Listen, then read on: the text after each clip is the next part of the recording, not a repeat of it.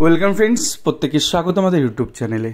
যে সমস্ত ভিউয়ার্সরা প্রথমবার চ্যানেলটি দেখছেন তারা অবশ্যই চ্যানেলটিকে সাবস্ক্রাইব করে দেবেন এবং চ্যানেলের পাশে থাকা বেল আইকনটি প্রেস করবেন যাতে এই ধরনের খবরাখবর সবচেয়ে আগে সবচেয়ে দ্রুত আপনাদের কাছে পৌঁছে যায়। তো আজকে যে বিষয় নিয়ে আলোচনা করব সেটা হচ্ছে গল্প হলেও সত্যি। কেন বলছি এমন একটা কথা? 2 ডিপিএসসির অ্যাপয়েন্টমেন্টে বিরাট রদবদল আমাদের এই ভিডিওতে আপনাদের ধরিয়ে দেবো। তো গোটা বিষয় সম্পর্কে আলোচনা করব। তার আগে আপনাদের বলি যে আপনারা প্রত্যেকে জেনে থাকবেন যে 2009-এর যে রিক্রুটমেন্ট প্রসেস সেটা প্রায় 16 বছর আগের ঘটনা। বামফ্রন্ট আমলের নোটিফিকেশান, সেখান থেকে কার্যত নিয়োগ হচ্ছে এখন 2025 সালে এসে।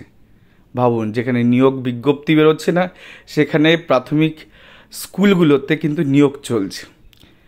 সেখানে দুটো ডিপিএসসি ঘটনা আপনাদের জানাবো। দুটো ডিপিএসসি আপনারা জানেন যে নর্থ 24 পরগনাস যেখানে 874 জন এবং মালদা ডিপিএসসি যেখানে 350 কিছু কম বা বেশি কিছু অ্যাপয়েন্টমেন্ট কিন্তু ছেড়েছে 2 ডিপিএসসি। তার কারণ হচ্ছে তারা মামলা জিতেছে। কী গ্রাউন্ডে মামলা? না, মামলা হচ্ছে যে ডিনোভো এক্সামিনেশন হয়েছিল প্রথমবার প্যানেল বাতিলের পরে, তারপরে গিয়ে সেই এক্সামিনেশনে কিছু কার্যত বেনিয়ম অনিয়ম রয়েছে এবং তার ফলেই যারা মামলা করেছেন তারাই চাকরি পাচ্ছেন।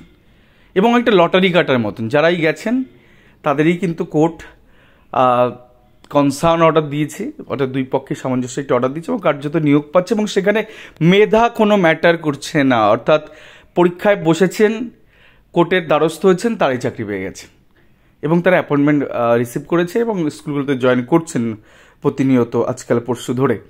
এখন বিষয়টা হচ্ছে এই জায়গা থেকে একটা ছোটো দুটো ঘটনা আপনাদের শেয়ার করবো। আপনারা জানেন হয়তো সাউথ 24 পরগনাসের ক্ষেত্রে যখন এই ধরনের মামলা আসে, সেই মামলা এখনও সুপ্রিম কোর্টে পেন্ডিং আছে। সাউথে এখন অনেক কিছু যেমন মালদা, নর্থ 24 পরগনাস বা হাওড়ার ক্ষেত্রে যেগুলো হয়েছে, সাউথের ক্ষেত্রে তেমন ঘটনা ঘটতে চলেছে। তো কার্যত ডিপিএসসির তরফ থেকে যে অ্যাপয়েন্টমেন্ট লেটার মালদা আপনাদের দেখিয়ে দিচ্ছে, দেখুন 27/2/2025 তারিখে অ্যাপয়েন্টমেন্ট লেটার ইস্যু করা হচ্ছে। কার্যত Atul Chandra Kumar market, Malda district primary school council লেখা আছে। তো এই ধরনের অ্যাপয়েন্টমেন্টগুলো 2009-এর ম্যাটার 16 বছর পরে নিয়োগ হচ্ছে। কার্যত নিয়োগ বিজ্ঞপ্তি কিন্তু এখন নেই, কারণ ওবিসি মামলার জন্য নাকি থমকে আছে।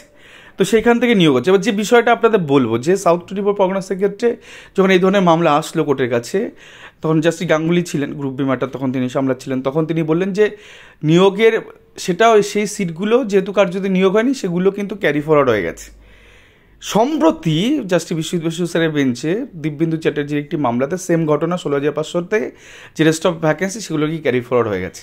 কার্যত সেখানে নর্থ 24 পরগনাসের 2 জন মামলাকারী, আলী হোসেন মণ্ডল এবং সামথিং আরেকজন কেউ ছিল, দুজনের মামলাতে কার্যত বেশি দেখান একটা রিপোর্ট, যে রিপোর্ট নর্থ 24 পরগনাস থেকে সাবমিট করা হচ্ছে, যে সেখানে শূন্যপদ নেই, সারপ্লাস রয়েছে। তো সেখানে নিয়োগ কী করে সম্ভব? এবার একটা ভাবুন যে নর্থ 24 পরগনাস ডিপিএসসি কিন্তু 874টা পোস্ট ক্রিয়েট করে সেখানে দেওয়া হচ্ছে। এই সিটগুলো অ্যাকচুয়ালি কাদের? যে সমস্ত অ্যাসপিরেন্টরা নতুন, যারা সদ্য টেট পাস করেছেন, সদ্য ডিএলএড করেছেন, তাদেরই তো সিট।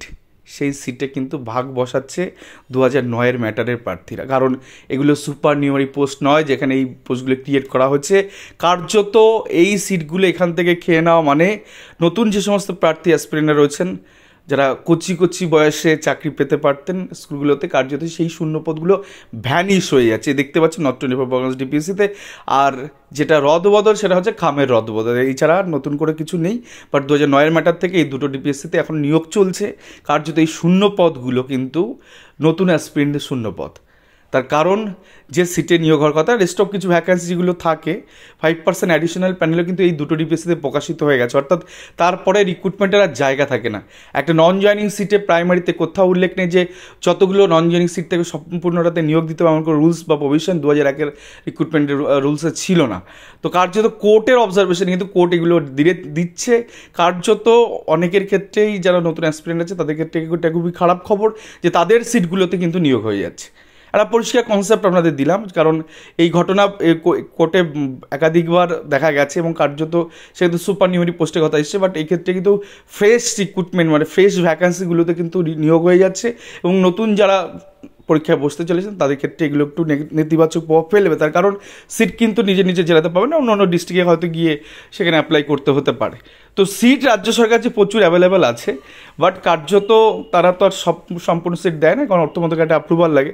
তো কোর্ট যেহেতু অর্ডার করেছে, তাদের আর সুপ্রিম কোর্ট পর্যন্ত মামলা হেরে বসে আছে, তো সেখানে আর কার্যত কিছু করা যাচ্ছে না, যার জন্য কিন্তু এই নিয়োগগুলো দিতে বাধ্য হয়েছে। এবং সেক্ষেত্রে সিট কিন্তু বললাম না সারপ্লাস রয়েছে, তারপরে নিয়োগ হয়ে যাচ্ছে, এটা তো একটা অভাবনীয় ঘটনা।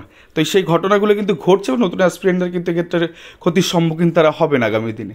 তো একটা ছোট্ট জিনিস আপনাদের বললাম, এবং রদবদল দুটো ডিপিএসসিতে দেখতে পাচ্ছেন, এদিকে 312 জন, এদিকে 450 গায়ে কিন্তু অ্যাপয়েন্টমেন্ট ছেড়ে দিয়েছে। বাকি রেস্ট অফ ভ্যাকেন্সি 2 সপ্তাহ টাইম নিয়েছে ডিপিএসসি নর্থ 24 পরগনাস 874 থেকে, সেখানেও কিন্তু তাদের অ্যাপয়েন্টমেন্ট লেটার মোটামুটি পৌঁছে যাবে এবং কার্যত তারা জয়েন করবেন। সেটা একটা দিক দিয়ে ভালো, কিন্তু আর একটা দিক দিয়েও কিন্তু নেগেটিভ একটা বিষয়, সেটা কিন্তু আপনাদের সামনে তুলে ধরলাম। তো কার্যত গল্প হলো সত্যি, যেখানে নিয়োগ বিজ্ঞপ্তি নেই, কার্যত সেই সময় দাঁড়িয়ে কিন্তু নিয়োগ হয়ে যাচ্ছে।